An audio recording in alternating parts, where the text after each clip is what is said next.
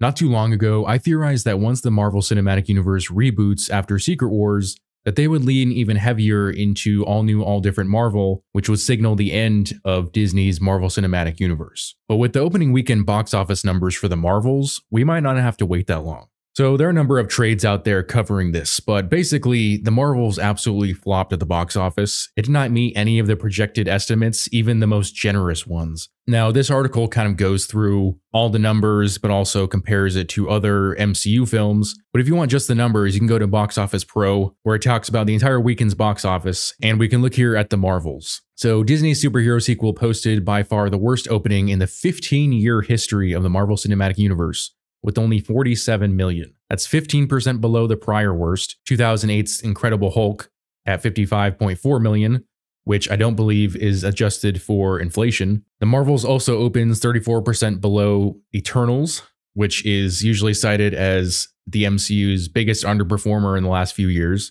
It could finish with a domestic box office less than the original Captain Marvel, and it also opened lower than The Flash and Black Adam. Now, personally, I enjoyed Black Adam. The Flash was definitely a crapshoot of a film, but I'm surprised Black Adam didn't do a little bit better. But anyways, here are the demographic numbers, which are interesting because I think it rejects the argument that the Marvels didn't do well because of misogyny and sexism, where it says that the audience was 61% male, at least according to the estimates, which is higher than the 55% that showed up for the original Captain Marvel. And then looking at the overseas numbers, Marvel opens to 63.3 million overseas with 110.3 million globally, which is 75% below the global opening for 2019's Captain Marvel. So obviously, evidence points to the fact that this movie did terribly. But let's look at what Hollywood thinks the reasons for that are. So this is ABC News. The Marvels has had the lowest performing opening weekend since the MCU started.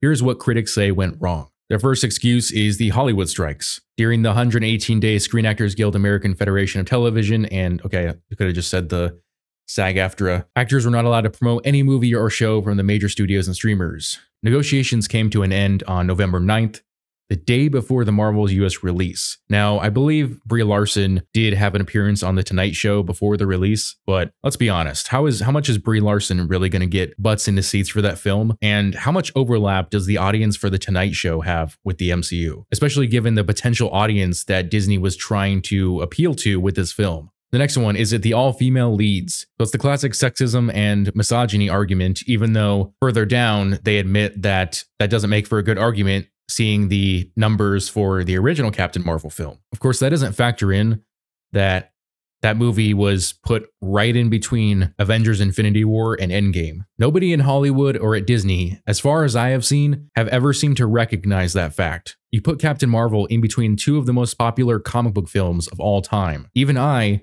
as a comic book reader, knowing who Carol Danvers was and realizing she's not that important. She's not a popular character in the comics. She's not the first character to take on the mantle of Captain Marvel. She's not the second or even the third. So why was she given her own movie at the 11th hour if there wasn't something important about it, something integral that we would need to understand the plot of Avengers Endgame? That's what I thought going into it. So I saw Captain Marvel, realized it was a waste of time and money, and so I didn't see the sequel. I don't think any part of the audience needed to have even a basic understanding of who Carol Danvers was to understand her part in Endgame. I mean, she had a total of, what, 5 minutes of screen time, and she barely did anything. She was the glowy woman who showed up and did a couple things. That's all you needed to know. But the 1 billion box office for Captain Marvel is simply due to the MCU hype at the time, which was at an all-time high because of Avengers Endgame, which, by the way, was only a month or two right after Captain Marvel. And then we get to another reason, which is superhero fatigue. The Marvels is a sequel to Captain Marvel and the Ms. Marvel 6-episode series on Disney+. But to get a full grasp of the leading character backgrounds, you would need to have seen the 9 WandaVision episodes and Avengers Endgame. The 4 combined would take almost 16 hours.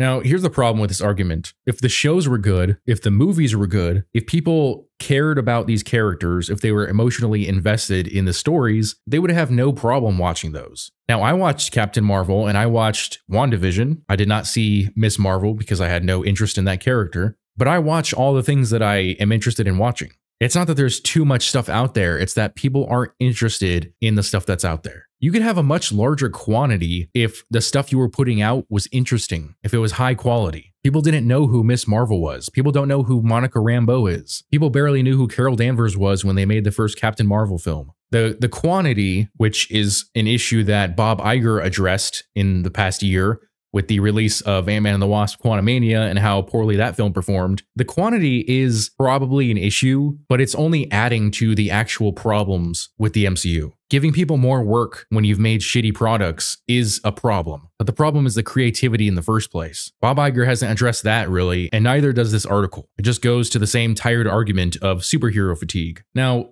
another reason that argument is stupid is because of other recent superhero fare. So go over to Rotten Tomatoes, look at The Boys. Boys is 93% with critics and 82% with the audience. Now, if you go down and look at the seasons, season 1 had an average 85%, season 2, 97, season 3, 98. So it went up with each season. And then they had a spin-off, Gen V, came out just recently. 70% audience average, 97% critics. And then another spin-off, Diabolical, 72% audience, 97% critics. And look at another Amazon superhero series, Invincible. Season 1, 92% audience score with over 1,000 ratings, 98% critic score. Look at season 2, which just recently came out. There's only 2 episodes so far, 91% audience score, 100% critic score. Even Adam Eve had an 81% audience score. Granted, there's only 50 plus ratings, but honestly, I don't think it got a fair shot with the advertising that was given for it. Like, I didn't even know that the series was coming until I just saw it on Amazon. People aren't tired of superheroes, they're tired of Marvel superheroes. They're tired of Disney Marvel. Because if you look over at Sony, their recent film, Across the Spider-Verse, look at that, 10,000 plus verified ratings, 94% audience score,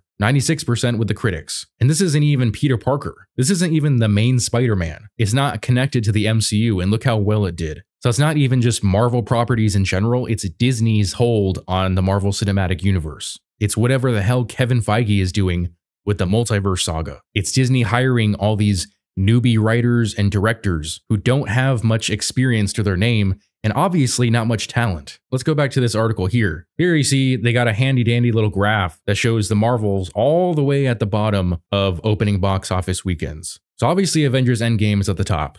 No question. Spider-Man No Way Home, okay. Avengers Infinity War right after that. All the way bottom is the Marvels. Above that is the Incredible Hulk. Now, I don't believe this number adjusts for inflation, so keep that in mind. And also, if you look above, some of the ones in this lower half are Black Widow, Shang-Chi, and Eternals, all Phase 4 and 5 entries. And obviously, you do have Thor, Captain America. Those weren't well-received films at the time. Neither was Ant-Man, because nobody knew who Ant-Man was. Surprisingly, Thor: Love and Thunder is up here in the upper 50%, which is a little bit surprising, but I guess at the time it seemed like a good idea to go see the movie because Thor Ragnarok was pretty good and people were tired of all the crappy MCU films from Phase 4 where we were introduced to characters that people didn't know or care about, but there was a new Thor film and we thought, okay, we're going back to one of the classic Avengers. This film should be good. And in my opinion, it was absolutely terrible. And I hope it proved to Kevin Feige that Taika Waititi should no longer be part of the Marvel Cinematic Universe. But anyways, towards the end of the article, they finally get to the point, which is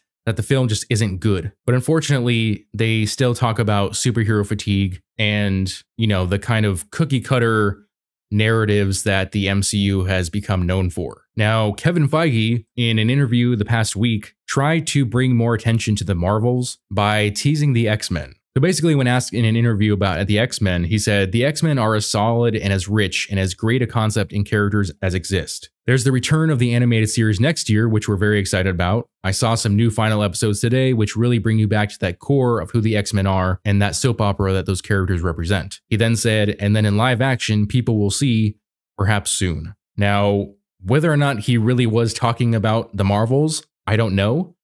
But I will mention a big spoiler for the Marvels right now. So if you haven't seen the film or want to and don't want it to be spoiled, please click off the video now. 3, 2, 1. Okay, so the post-credit scene for the Marvels leaked online and I watched it. And basically, Monica Rambeau, who has powers, ends up in an alternate universe. She's in the hospital. Her mother's there, but she's not Captain Marvel. She's in the binary costume from the comics. And there's also a CGI version of Beast from the X-Men who mentions Charles Xavier. So people are all excited because there's an X-Men Easter egg there, but that's about it. So that's kind of a final desperate plea to go see this movie is to say, hey, there's a little bit of fan service right at the end. So if you go watch this terrible film, you'll be rewarded with something that speaks to a better generation of Marvel films. But come on. That's been the entire MO for phases 4 and 5 is get excited for fan service and sit through a 2.5-hour movie just to see it. You know, it was with Doctor Strange and the Multiverse of Madness. It had Mr. Fantastic and Charles Xavier in it. At the time, I was really excited to see the movie. Months after having seen it, I realized it was a crap movie. And it looks, from the box office, it looks like people aren't even going to give Marvels that chance, fan service or no. And of course, there are other articles criticizing people for taking joy in the failure of the Marvels. For me personally, I don't experience joy at seeing Marvel fail. Rather, I feel kind of an excited anticipation for the slight chance that Disney, specifically Bob Iger and Kevin Feige, will recognize what the actual issues are and attempt to learn from their mistakes. Now, the chances of that actually happening are extremely slim, but I can hope. So that's where I'm at right now. Let me know what you guys think about this in the comment section below. As always, if you enjoyed this video, I would appreciate it if you would hit that like button and subscribe to my channel. Also hit that notification bell so you never miss out on a new video. Thanks for watching.